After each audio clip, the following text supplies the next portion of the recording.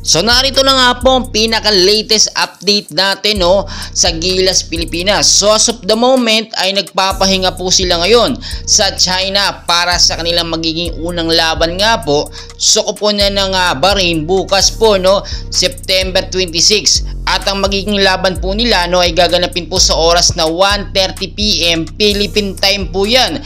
So handa na nga po ba ang Gilas Pilipinas natin sa Plan B na pinatupad nga po ni Coach Tim ko na kahit tinututulan nga po ng SBP ay tinuloy pa rin niya Siyempre yung Plan A mas maganda naman talaga. Yung 4 players na na-deny yun dapat ang makakasama, pero dahil nga sa kapalpakan ng SBP nangyari yung Plan B, which is okay din naman kahit papaano. At nakita naman natin sa tune-up game kontra sa LG Seekers, maganda yung pinakita ng Gilas Pilipinas.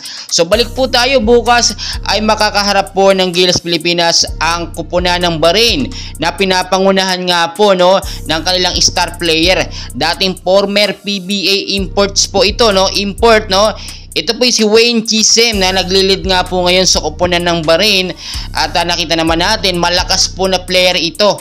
Naglaro na po ito dati sa koponan po ng NLEX at sa Magnolia sa PBA, at talagang magaling ito, nagpapakitang gilas ito. May shooting skills din po ito Mataas din na sentro ito. Sa taas po na 6'9" ay 1 inches lamang ang lamang niya. Dito nga po sa ating naturalized player na si Justin Brownlee. So kung makikita naman ninyo medyo mabigat ang makakalaban. Unang kalaban ng Gilas Pilipinas, bukod po sa naturalized player nila na si Wayne Chisem, ay itong koponan po ng Bahrain ay isa rin sa 5 teams po na makakapaglaro po next year sa FIBA Olympic Qualifying Tournament via free qualifiers. Ibig sabihin po niyan, pasok sila sa top 5 or sa first 5 ng qualifiers po sa Olympic qualifiers. At ang ibang mga bansa na nakapasok ay ang kupunan ng Bahamas, Cameroon, Poland at ang Croatia. So nakita nyo naman, ganito kabigat ang makakalaban ng Gilas Pilipinas natin. Talagang kailangan puspusin talaga ng Gilas Pilipinas ang kanilang magagawa.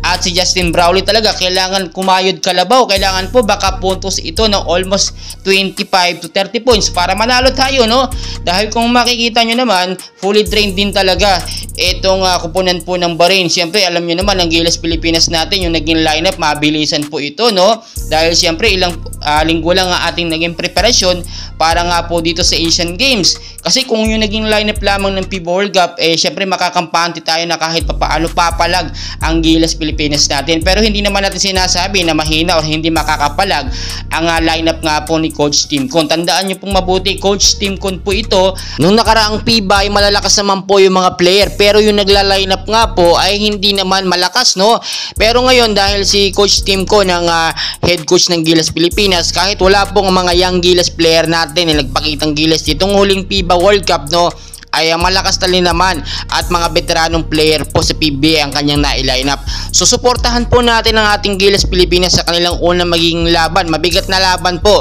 kontra sa koponan ng Bahrain, at alam naman natin gagawin ng Gilas Pilipinas ang kanilang best para manalo po tayo dito sa Asian Games Kaya ibigay po natin ang ating suporta at huwag nating i-bash kung manalo man or matalo ang Gilas Pilipinas natin. Siyempre nakaka-pressure yan, konting preparation lang ang meron sila, pero ginagawa nila ang kanilang the best para makapagbigay ng karangalan sa bansang Pilipinas. So patuloy ko po kayong i-update, and please huwag nyo kalimutan mag-like and subscribe, and pahit na rin po ng notification bell para updated kayo sa mga Gilas update natin. Maraming salamat po.